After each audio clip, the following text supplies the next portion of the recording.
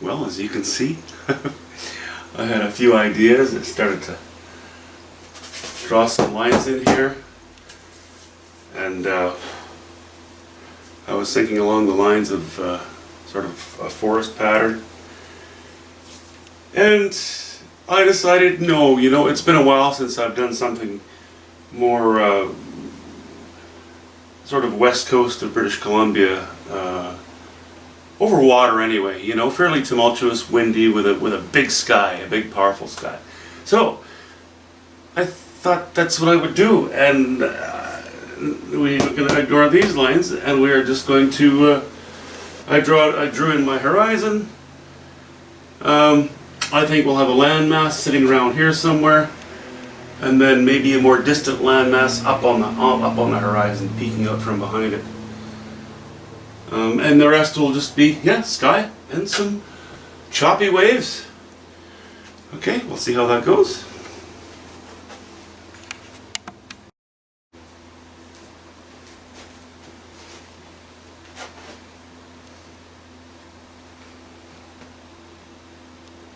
I don't really want the subject to be trees and rocks here. I kind of am leaning more in the direction of the counterbalance of a crazy sky and some intensity and color in the sky against the dark island. Mostly it'll be silhouette. I'm thinking so far. So I'll just keep the top of these trees down. See, I'm getting too detailed already. Stop. Wipe it off.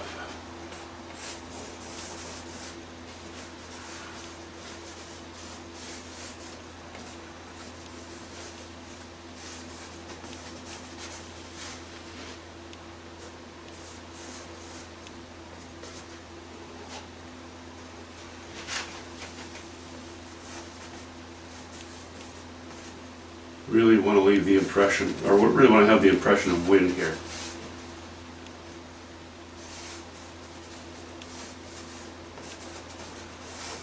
Also, don't want to get too hung up on rock.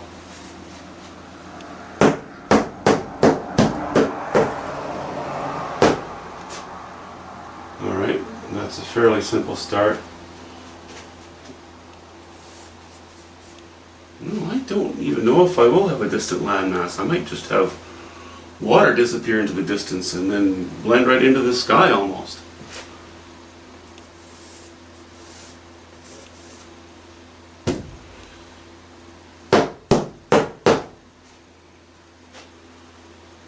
Okay, I can worry about that later.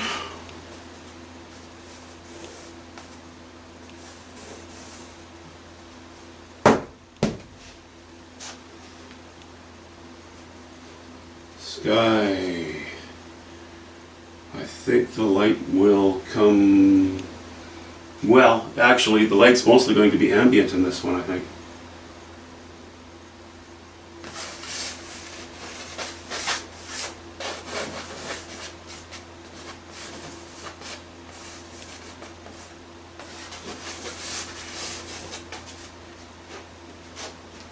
Alright, now we have a good confusion of lines up top. That's nice. We have a medley to pick from.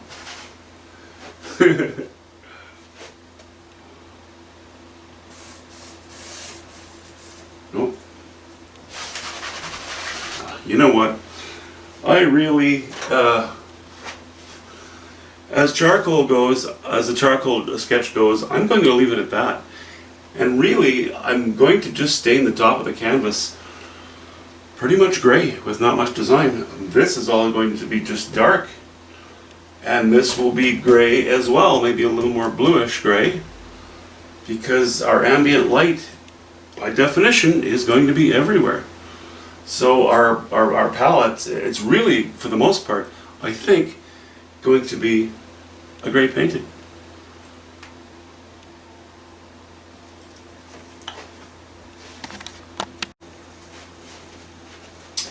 Well, as you can see, I've got my little spot washed in here, but I don't like it. It's just not enough. It's this kind of simpering little sliver of island with a monotony of treetops coming out of it. I want to cut into the sky a little more. So let's take a bit of charcoal here and see if I can provide this with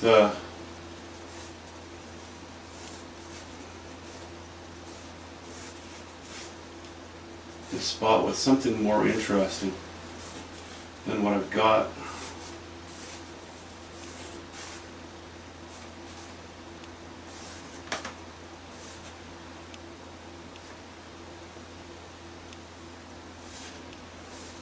I'll go up a little with that one, and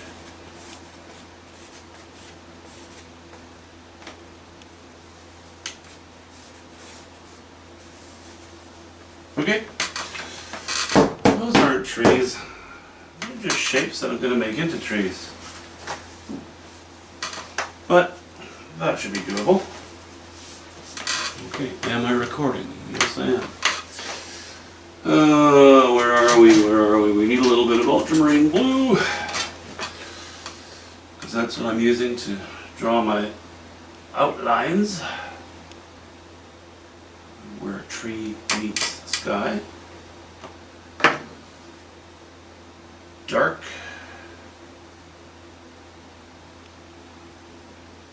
Dark for drama.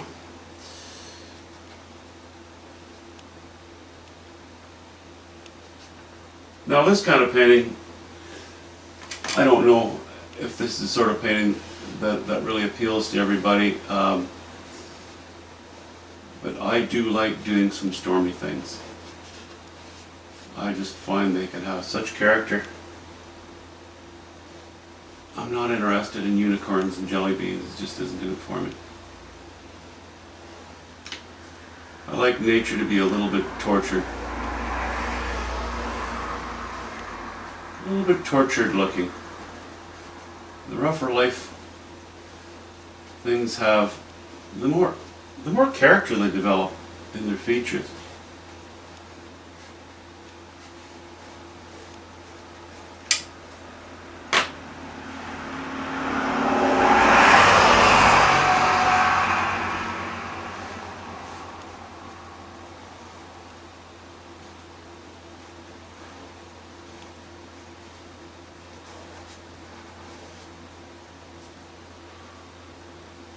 Yeah, I'm liking that almost immediately better.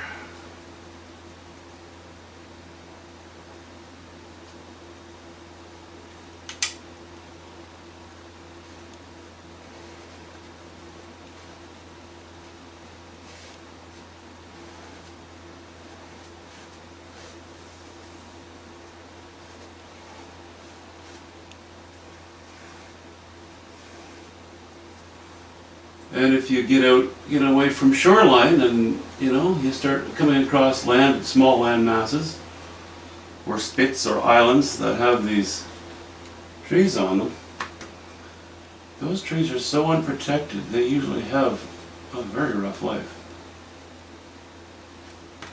Okay, I'll add a little bit of yellow ochre to my mix there, and more ultramarine blue, so we end up with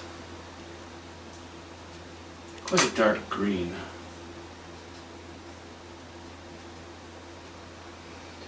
I should be using a bigger brush, but I'm very lazy right now, and I don't feel like having to clean 2 brushes when I only want to clean 1. And it's not that important, it's just the washing. I'm just covering ground.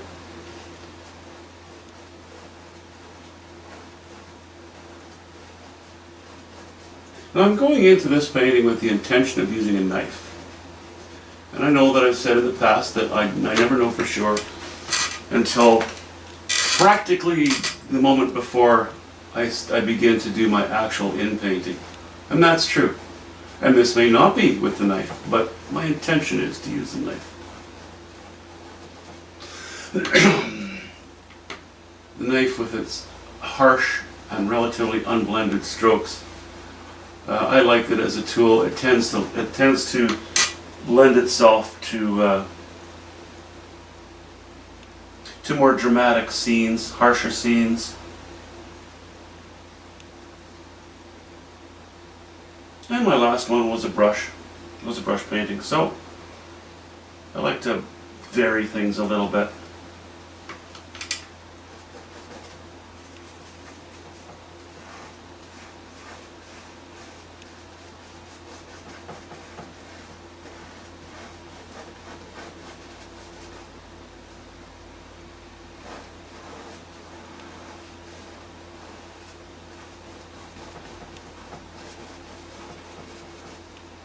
Now, as I'm raising these treetops into the sky a little bit, means I'm also going to bring the rocks, the tops of the rocks up.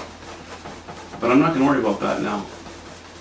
It's all wet down here, and I'm not going to paint.